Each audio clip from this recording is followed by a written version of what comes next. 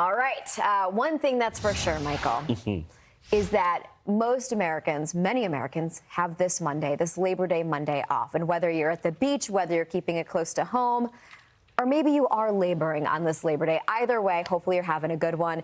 If you're in Sedona, well, good for you. You know what? I would love to be laboring right now, like a Robert Ray, Fox Weather's Robert Ray, who is laboring right now. Oh, I know it's a whole lot of work, but I do have to say, Robert, I see that you finally have your jacket off, and it is just gorgeous where you are at right now.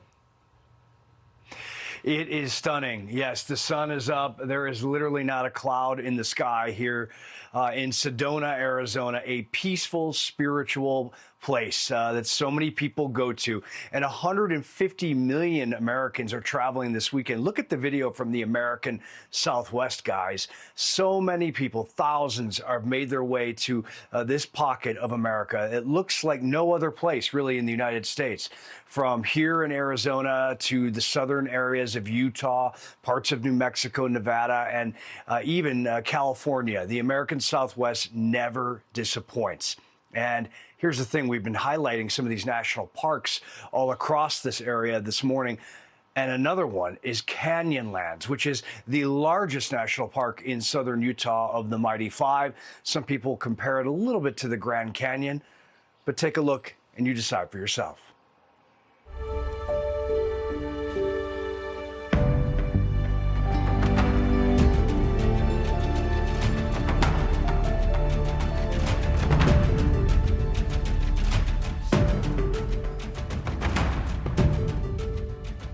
Canyonlands National Park, known for its rugged landscapes, deep canyons, towering rock formations, and the confluence of the Green and Colorado rivers.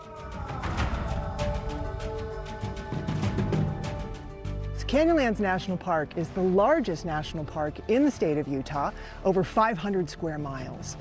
And it's hard to put it into just one description because it's almost like three separate national parks. The Green River and the Colorado River cut through the center of the park and divided into different districts that have totally different character all to their own, and different adventures you can have in each one.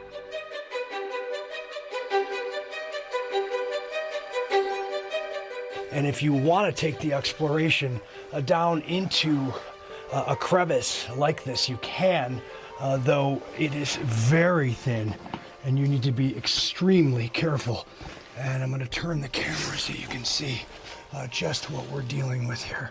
In the distance, there is the end of the canyon, and it drops hundreds of feet, the sky above me. To explore into the heart of the park, you got to get out into that backcountry, either on a four-wheel drive vehicle, a mountain bike, or hiking trail. We have hundreds of miles of those. A lot of people come to get into that wilderness experience.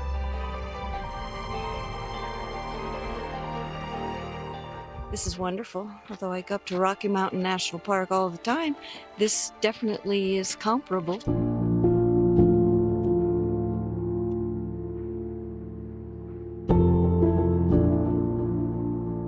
So in the Island in the Sky district of Canyonlands, we're up at about 6,000 feet, surrounded by cliff edge viewpoints. A lot of people hike to Mesa Arch because it's perched right on the edge of one of those cliffs, framing a view that you just got to see to believe.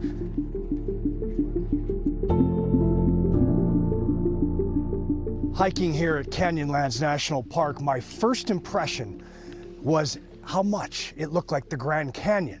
Though, of course, we know the Grand Canyon is much deeper. The colors are different and vary, but there is no shortage of incredible vistas here at this park. The high mesa, known as the Island in the Sky, rises almost 2,000 feet above the rivers. So the river's carved down, but the widening of the canyon, that is caused by every single rain event we have.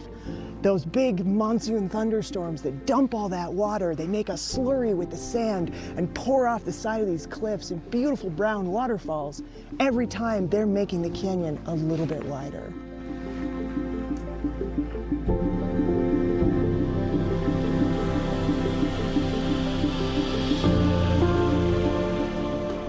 Only Native Americans, cowboys, river explorers, and prospectors had ever dared to enter this rugged corner of southeastern Utah.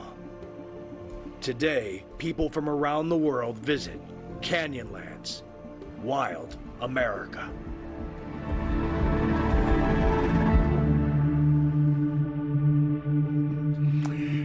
Feel the zen of the American Southwest. Let it soak in, and that is why thousands have trekked here over this great Labor Day weekend. A reset, you know, the transition from summer to a new season. Human beings, well, we need some of that zen sometimes, and if you need it, you need to come out here and explore all these parks and places like Sedona, where the spiritual vortex exists, guys. That's my Robert, I know guidance. it's a Back tough to you. one. I know it's a tough one to answer, but when faced with decision, do you have a favorite?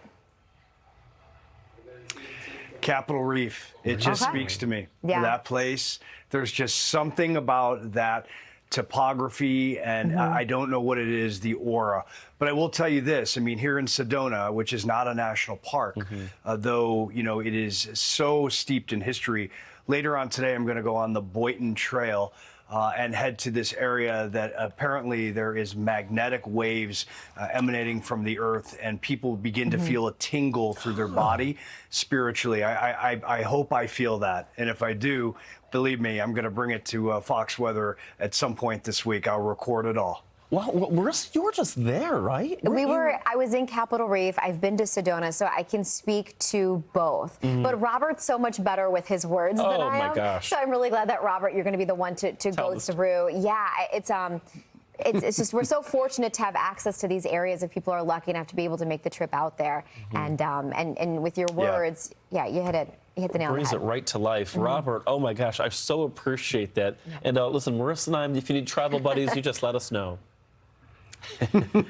Come on out. I would love it. Yeah, we'll carry Robert's gear. 'Cause, by the way, Robert, all the video you're seeing, a lot of this he does all on his own. So Incredible. great stuff, Robert. Robert Ray out of Sedona. Absolutely beautiful.